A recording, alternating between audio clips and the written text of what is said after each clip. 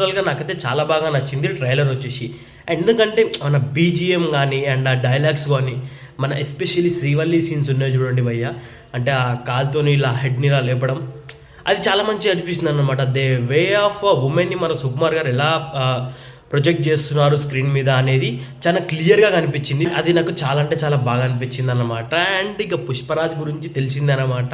ఆ డైలాగ్స్ కానీ overall BGM అనేది చాలా అంటే చాలా బాగుంది. ట్రైలర్ అయితే పర్సనల్గా చాలా బాగా నచ్చింది నాకు.